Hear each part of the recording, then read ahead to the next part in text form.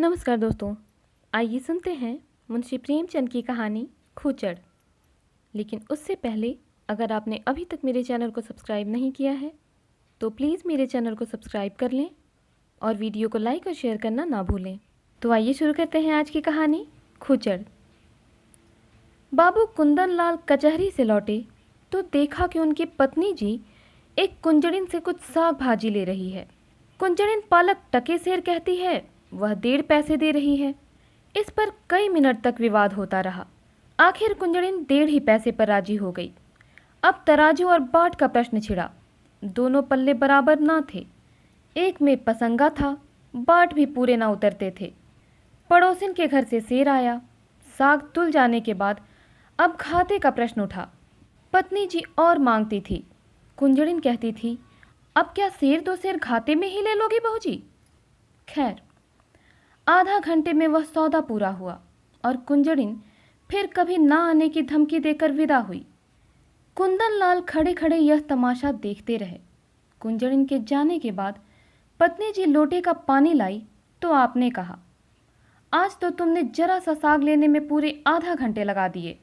इतनी देर में तो 1005 का सौदा हो जाता। जरा जरा से साग के लिए इतनी ठाए ठाए करने से तुम्हारा सिर भी नहीं दुखता? रामेश्वरी ने कुछ लज्जित होकर कहा, पैसे मुफ्त में तो नहीं आते। यह ठीक है, लेकिन समय का भी कुछ मूल्य है। इतनी देर में तुमने बड़ी मुश्किल से एक धेले की बचत की। कुंजड़िन ने भी दिल में कहा होगा, कहाँ की गवारिन है, अब शायद भूल कर भी इधर ना आए। तो फिर मुझसे तो यह नहीं हो सकता कि पैसे की जगह धेले का सौदा लेकर बैठ जाऊं। इतनी देर में तो तुमने कम से कम 10 पन्ने पढ़े होते। कल मेहरी से घंटों सिर मारा, परसों दूध वाले के साथ घंटों शास्त्रार्थ किया। जिंदगी क्या इन्हीं बातों में खर्च करने को दी गई है? कुंदन लाल प्रायः नित्य ही पत्नी को सदुपदेश देते रहते थे। यह उनका दूसरा विवाह था। रामेश्वरी को आए अभी 2 ही 3 महीने हुए थे। अब तक तो बड़ी ननद जी ऊपर के काम किया करती थी, लेकिन रामेश्वरी की उनसे ना पटी। उसको मालूम होता था, यह मेरा सर्वस्व ही लुटाए देती है। आखिर वह चली गई। तब से रामेश्वरी ही घर की स्वामिनी है। वह बहुत चाहती है कि पति को प्रसन्न रखे, उनके इशारों पर चलती है। एक बार जो बात सुन लेती है, गांठ बांध लेती है। पर रोज ही तो कोई नई बात हो जाती है और कुंदन लाल को उसे उपदेश देने का अवसर मिल जाता है। एक दिन बिल्ली दूध पी गई। रामेश्वरी दूध गर्म करके लाई और स्वामी के सिरहाने रखकर पान बना रही थी कि बिल्ली ने दूध पर अपना ईश्वर प्रदत्त अधिकार सिद्ध कर दिया। रामेश्वरी यह अपहरण स्वीकार न कर सकी। रूल लेकर बिल्ली को इतने जोर से मारा कि वह 2-3 लुढ़कियां खा गई। कुंदन लाल लेटे लेटे अखबार पढ़ रहे थे। बोले, और जो मर जाती? रामेश्वरी ने ढिठाई के साथ कहा, तो मेरा दूध क्यों पी गई? उसे मारने से दूध मिल तो नहीं गया। जब कोई नुकसान कर देता है तो उस पर क्रोध तो आता ही है। ना आना चाहिए। पशु के साथ आदमी भी क्यों पशु हो जाए? आदमी और पशु में इसके सिवा और क्या अंतर है? कुंदन लाल कई मिनट तक दया, विवेक और शांति की शिक्षा देते रहे, यहाँ तक कि बेचारी रामेश्वरी मारे ग्लानि के रो पड़ी। इसी भांति एक दिन रामेश्वरी ने एक भिक्षुक को दुत्कार दिया तो बाबू साहब ने फिर उपदेश देना शुरू किया। बोले, तुमसे ना उठा जाता हो तो लाओ, मैं दे आऊं। गरीब को यूं ना दुत्कारना चाहिए। रामेश्वरी ने त्योरियां चढ़ाते हुए कहा, दिन भर तो तांता लगा रहता है, कोई कहाँ तक दौड़े? सारा देश भिखमंगों ही से भर गया है शायद। कुंदन लाल ने उपेक्षा के भाव से मुस्कुरा कर कहा, उसी देश में तुम भी बसती हो। इतने भिखमंगे कहाँ से आ जाते हैं? ये सब काम क्यों नहीं करते? कोई आदमी इतना नीच नहीं होता जो काम मिलने पर भीख मांगे। हाँ, अपंग हो तो दूसरी बात है। अपंगों का भीख के सिवा और क्या सहारा हो सकता है? सरकार इनके लिए अनाथालय क्यों नहीं खुलवाती? जब स्वराज्य हो जाएगा तब शायद खुल जाए। अभी तो कोई आशा नहीं है। मगर स्वराज्य भी धर्म ही से आएगा। लाखों साधु सन्यासी पंडे पुजारी मुफ्त का माल उड़ाते हैं। क्या इतना धर्म काफी नहीं है? अगर इस धर्म में से स्वराज्य मिलता तो कब का मिल चुका होता। इसी धर्म का प्रसाद है कि हिंदू जाति अभी तक जीवित है, नहीं कब के रसातल में पहुंच चुकी होती। रोम, यूनान, ईरान, सीरिया, किसी का अब निशान भी नहीं है। यह हिंदू जाति है जो अभी तक समय के क्रूर आघातों का सामना करती चली जाती है। आप समझते होंगे हिंदू जाति जीवित है। मैं तो उसे उसी दिन से मरा हुआ समझती हूँ जिस दिन से वह अधीन हो गई। जीवन स्वाधीनता का नाम है, गुलामी तो मौत है। कुंदन लाल ने युवती को चकित नेत्रों से देखा। ऐसे विद्रोही विचार उसमें कहाँ से आ गए? देखने में तो वह बिल्कुल भोली थी। समझे, कहीं सुन लिया होगा। कठोर होकर बोले, क्या व्यर्थ का विवाद करती हो? लजाती तो नहीं, ऊपर से और बकबक करती हो। रामेश्वरी यह फटकार पाकर चुप हो गई। एक क्षण वहां खड़ी रही, फिर धीरे धीरे कमरे में चली गई। एक दिन कुंदन लाल ने कई मित्रों की दावत की। रामेश्वरी सवेरे से रसोई में घुसी तो शाम तक सिर न उठा सकी। उसे यह बेकार बुरी मालूम हो रही थी। अगर दोस्तों की दावत करनी थी तो खाना बनवाने का कोई प्रबंध क्यों नहीं किया? सारा बोझ उसी के सिर क्यों डाल दिया? उससे एक बार पूछ तो लिया होता कि दावत करूं या ना करूं। होता तब भी यही जो अब हो रहा था। वह दावत के प्रस्ताव का बड़ी खुशी से अनुमोदन करती। तब वह समझती दावत मैं कर रही हूं। अब वह समझ रही थी मुझसे बेकार ली जा रही है। खैर, भोजन तैयार हुआ। लोगों ने भोजन किया और चले गए, मगर मुंशी जी मुंह फुलाए बैठे थे। रामेश्वरी ने कहा, तुम क्यों नहीं खा लेते? क्या अभी सबेरा है? बाबू साहब ने आंखें फाड़कर कहा, क्या खा लूं? यह खाना है या बैलों की सानी? रामेश्वरी के सिर से पांव तक आग लग गई। सारा दिन चूल्हे के सामने जली। उसका यह पुरस्कार? बोली, मुझसे जैसा हो सका बनाया। जो बात अपने बस की नहीं है उसके लिए क्या करती? पूड़ियाँ सब सेवर है, होंगी। कचौड़ी में इतना नमक था कि किसी ने छुआ तक नहीं, होगा। हलवा अच्छी तरह भुना नहीं, कचाइयाँ आ रही थी, आती होंगी।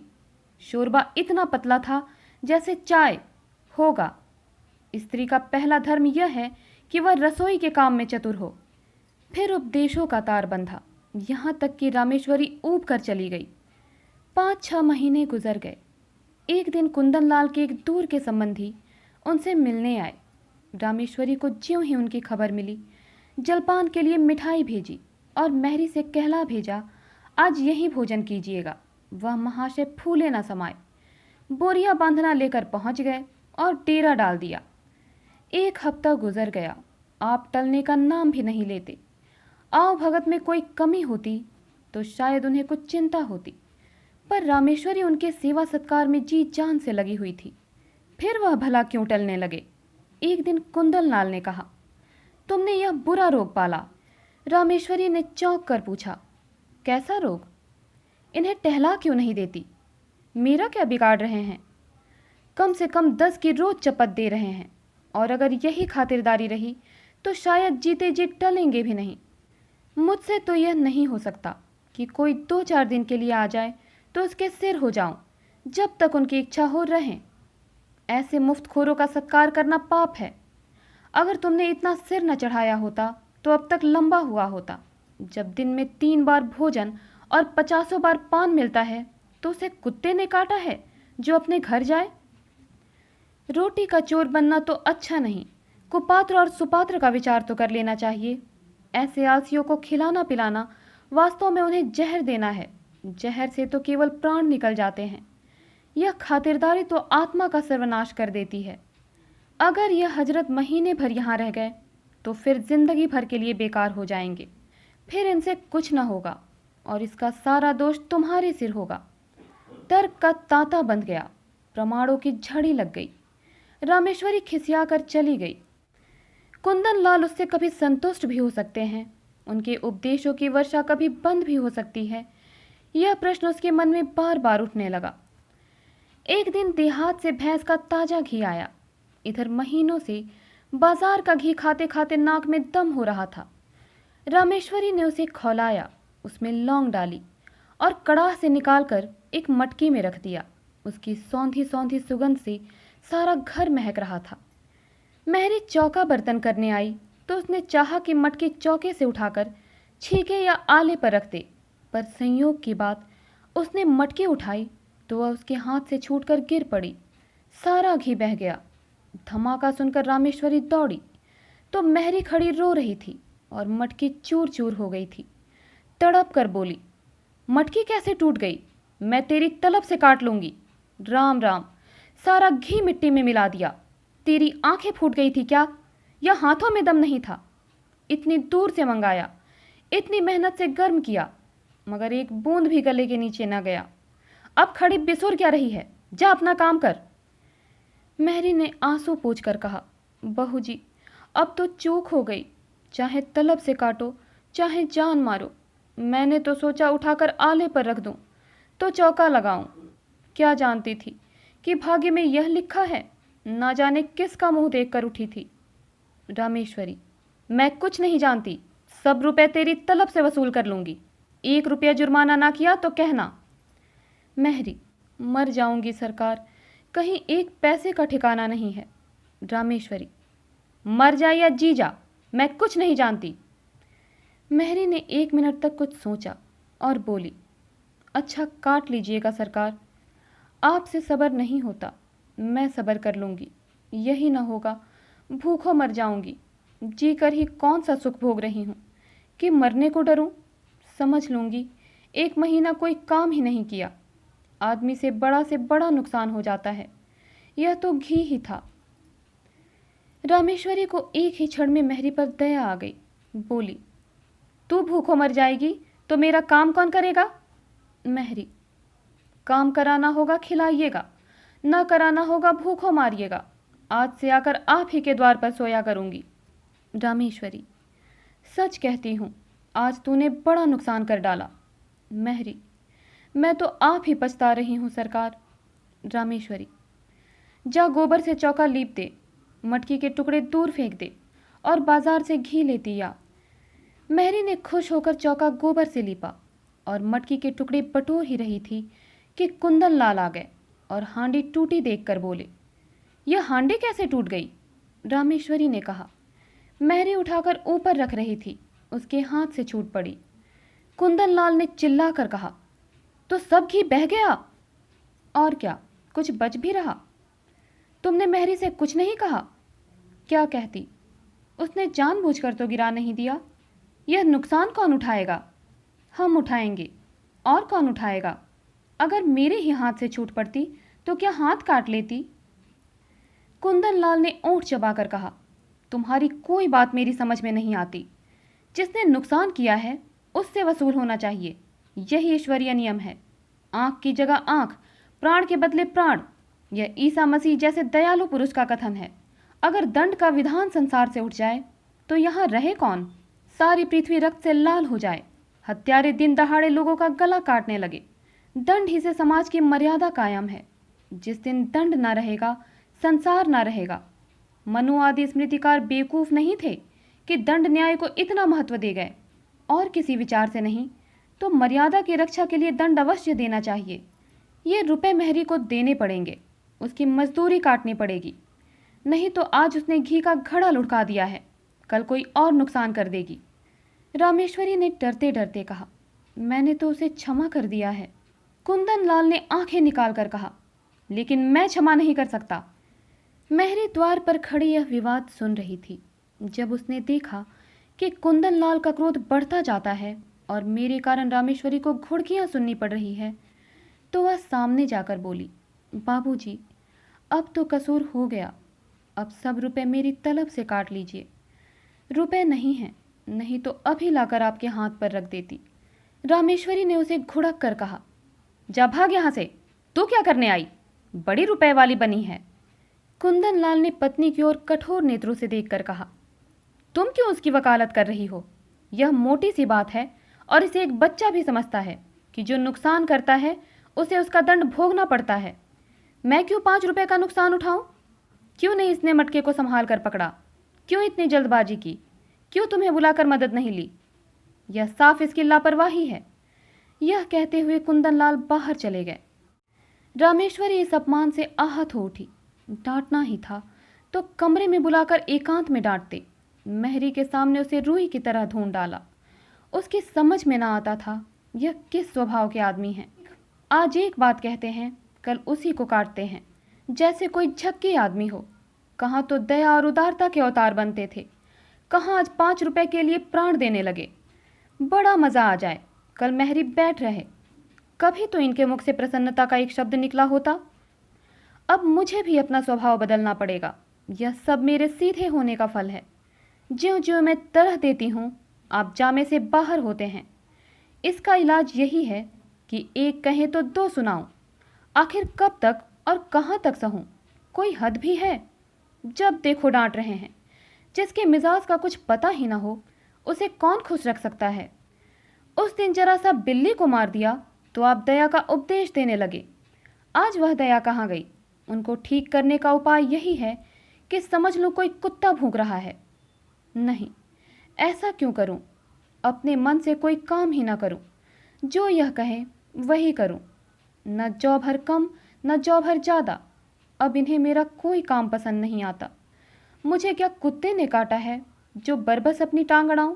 बस यही ठीक है। वह रात भर इसी उधेड़-बुन में पड़ी रही।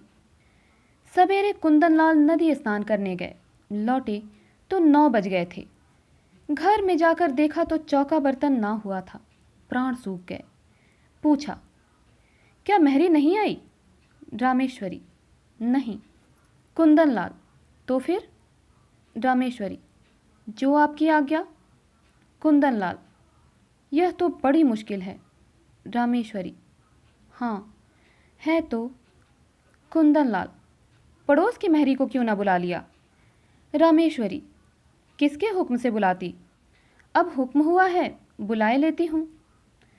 कुंदनलाल, अब बुलाओगी तो खाना कब बनेगा? 9 बज गए और इतना तो तुम्हें अपनी अक्ल से काम लेना चाहिए था कि मेहरी नहीं आई तो पड़ोस वाली को बुला लें। रामेश्वरी, अगर उस वक्त सरकार पूछती क्यों दूसरी मेहरी बुलाई तो क्या जवाब देती? अपनी अक्ल से काम लेना छोड़ दिया, अब तुम्हारी ही अक्ल से काम लूँगी। मैं यह नहीं चाहती कि कोई मुझे आंखें दिखाए। कुंदनलाल, अच्छा तो इस वक्त क्या होगा? रामेश्वरी, जो हुजूर का हुक्म हो। कुंदनलाल, तुम मुझे बनाती हो। रामेश्वरी, मेरी इतनी मजाल कि आपको बनाऊं? मैं तो हुजूर की लौंडी हूँ, जो कहिए वह करूं। कुंदनलाल, मैं तो जाता हूँ, तुम्हारा जो जी चाहे करो। रामेश्वरी, जाइए, मेरा जी कुछ न चाहेगा और न कुछ करूँगी। कुंदनलाल, आखिर तुम क्या खाओगी? रामेश्वरी, जो आप देंगे वही खा लूँगी। कुंदनलाल, लाओ बाजार से पूड़ियाँ ला दूँ। रामेश्वरी रुपया निकाल लाई। कुंदनलाल पूड़ियाँ लाए। इस वक्त का काम चला। दफ्तर गए। लौटे तो देर हो गई थी।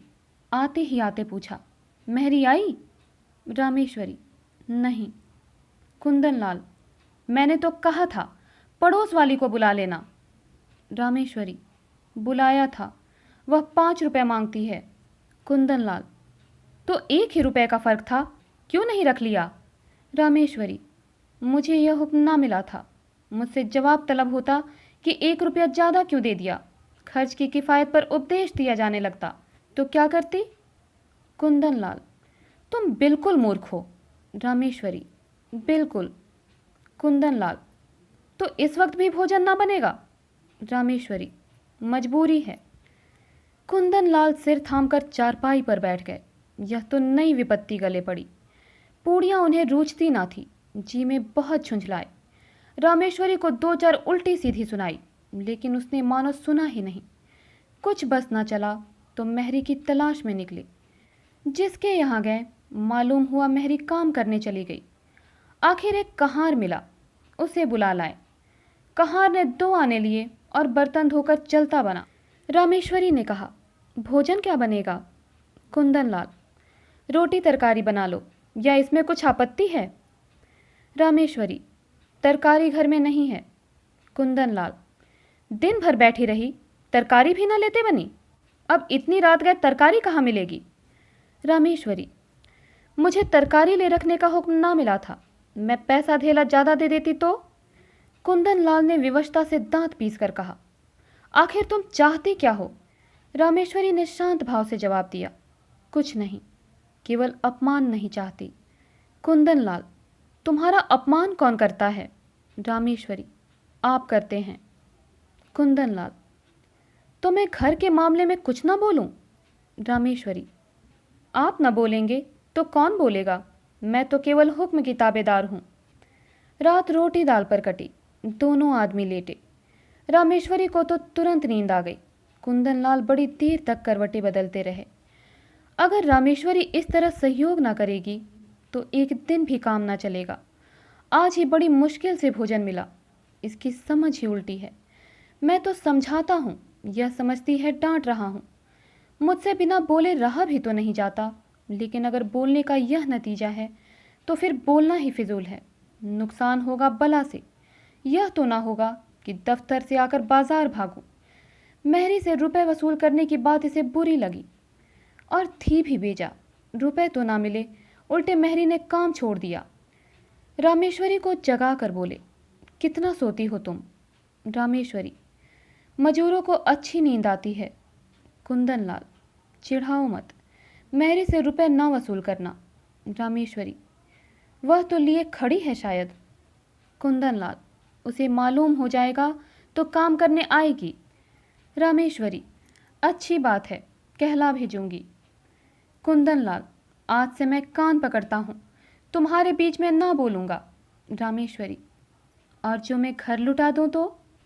कुंदनलाल, लुटा दो चाहे मिटा दो, मगर रूठो मत। अगर तुम किसी बात में मेरी सलाह पूछोगी तो दे दूंगा, वरना मुंह न खोलूंगा। रामेश्वरी, मैं अपमान नहीं सह सकती। कुंदनलाल, इस भूल को क्षमा करो। रामेश्वरी, सच्चे दिल से कहते हो ना? कुंदनलाल, सच्चे दिल से। तो दोस्तों, उम्मीद करती हूँ कहानी आपको पसंद आई होगी। इसी प्रकार की और कहानियों के लिए हमारे साथ जुड़े रहें। मिलती हूँ अगली कहानी के साथ, तब तक के लिए धन्यवाद।